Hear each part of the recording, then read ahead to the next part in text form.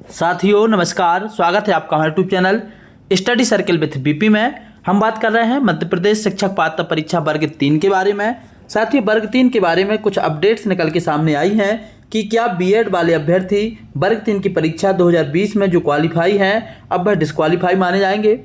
या दूसरा, बहुत सारे बच्चों ने पूछा है कि दूसरी भाषा क्या चुनें, इंग्लिश या संस्कृत।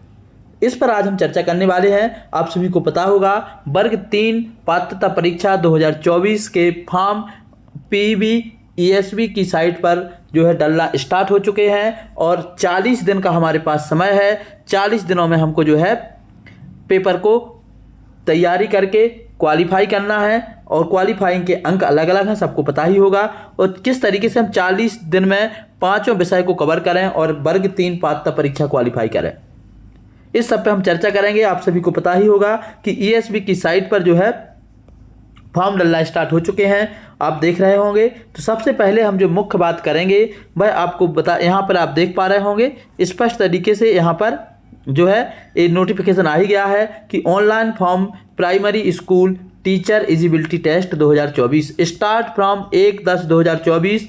रूल बुक आ ही चुकी है और इसका जो है ऐड भी आ चुका है।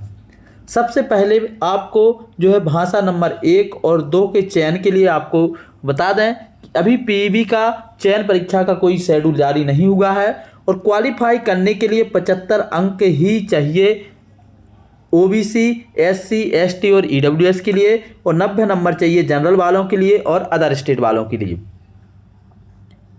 अब यदि आप जो है यहाँ पर हिंदी लेते हैं फर्स्ट लैंग्वेज में और संस्कृत लेते हैं सेकंड लैंग्वेज में, तो लगभग हिंदी की पेडागोजी और संस्कृत की पेडागोजी एक सी रहेगी और ये दोनों ही आप एक पढ़ते हैं तो दोनों चीज़ें आपकी लगभग सेम हैं। 10 से 20% का अंतर यदि निकाल दिया जाए तो आप जो है हिंदी और संस्कृत दोनों में से यदि आप लेना चाहें तो आप संस्कृत की व्याकरण पढ़ेंगे, संधि हो समास हो, तो आपकी हिंदी की भी लगभग व्याकरण थोड़ी थोड़ी कवर हो जाएगी। हिंदी की व्याकरण पढ़ेंगे तो संस्कृत की व्याकरण भी आपकी धीरे धीरे कवर हो जाएगी। तो इस तरीके से आप देखेंगे और हिंदी की आपने पेडागोजी पढ़ ली तो संस्कृत की पेडागोजी लगभग हर भाषा की पेडागोजी एक सी होती है, तो समझ में आ जाएगी। तो एक तरीके से आप देखें कि हिंदी की आपने पेडागोजी पढ़ी, संस्कृत की पेडागोजी ऑटोमेटिक बन गई, तो 15 नंबर की पेडागोजी आपकी ऐसे ही कवर हो गई। व्याकरण लगभग दोनों की सेम है, चाहे समास हो संधि हो, तो यहाँ भी एक कवर हो गया। तत्सम तद्भव आपकी बहुत सारी चीज़ें ऐसी हैं जो संस्कृत से कॉमन है, तो आप दूसरी भाषा संस्कृत ले सकते हैं, पहली भाषा हिंदी ले सकते हैं। गणित और पर्यावरण में आप गणित में मुख्य तौर पर पिछले साल के पेपर को देखते हुए जिस तरीके के सवाल उनमें पूछे गए हैं उन सवालों पर ज़्यादा काम करें और आगे बढ़ जाएं। सबसे ज़्यादा आपको काम करना चाहिए पेडागोजी पर, चूँकि आपके पाँचों विषय की पेडागोजी मिलाकर के आपके 85 अंक की पेडागोजी होती है और यदि ये 85 अंक जो है 150 नंबर के पेपर में बहुत बड़ा रोल अदा करने वाले हैं। यदि आपसे पूरी पेडागोजी बस बन जाती है तो आप क्वालिफाई कर जाएंगे। तो इस रणनीति से आप यदि आगे बढ़ते हैं तो आप क्वालिफाई हो जाएंगे।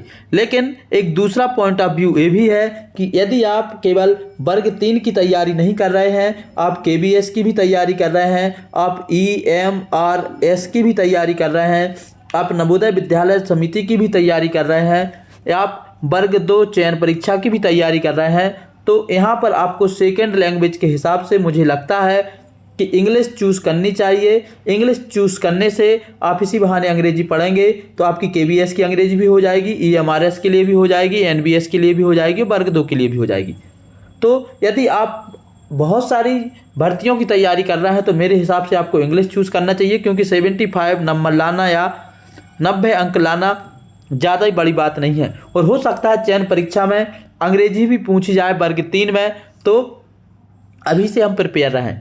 तो आप अब स्वयं डिसाइड कर लें कि आपको यदि सभी की तैयारी करना है तो इंग्लिश लें और केवल वर्ग 3 क्वालिफाई करना है तो आप संस्कृत लें।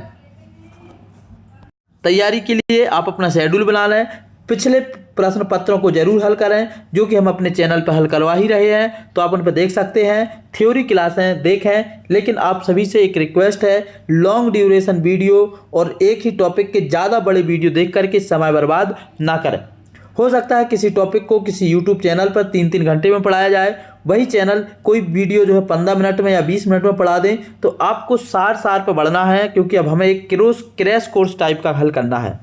तो इस तरीके से आप तैयारी करें। रही बात बीएड की, तो बीएड वाले कोई भी कैंडिडेट हो, चाहे 2020 वाले हों या अब वाले हों, सब एक तरीके से सिरे से खारिज हैं, सभी को डिस्क्वालीफाई माना जाएगा। तो बीएड वाले ना तो अभी फॉर्म भरेंगे और जो पहले से क्वालिफाई हैं वो भी डिस्क्वालीफाई माने जाएंगे। ये थी पूरी जानकारी। आप सभी से पुनः लास्ट में समरी के तौर पर यही कहूँगा कि यदि आपको केवल वर्ग 3 क्वालिफाई करना है तो आप संस्कृत और हिंदी फर्स्ट और सेकंड लैंग्वेज में चुन लें। लेकिन यदि आप वर्ग 3 के साथ साथ KBS, NBS, EMRS, Navodaya Vidyalaya समिति या फिर किसी भी स्टेट की जो है शिक्षक भर्ती की तैयारी कर रहे हैं, उसमें सीटेट भी शामिल हो सकता है, तो आप जो है इंग्लिश चुने। 2 नंबर आपके भले ही कम रहेंगे, क्योंकि मेरिट तो इसमें बननी नहीं है, केवल क्वालिफाई करना है। तो आप अंग्रेजी पढ़ें, इसी बहाने आपका अंग्रेजी पढ़ने से आपकी अंग्रेजी भी मजबूत हो जाएगी और जिनको अंग्रेजी का डर है वो धीरे धीरे कम हो जाएगा। 40 दिन 5 विषय, तो इस तरीके से पढ़ें कि सभी विषय को कम से कम प्रतिदिन 1 घंटा तो जरूर ही पढ़ें, तो आपकी तैयारी हो जाएगी। पेपर बहुत ज़्यादा कठिन नहीं आएंगे। आप पुराने प्रश्न पत्रों को हल कर लें तो आपको और अधिक सहयोग मिलेगा। आज की इस वीडियो में इतना ही। अंत तक वीडियो देखने के लिए आप सभी का बहुत बहुत धन्यवाद। जय हिंद।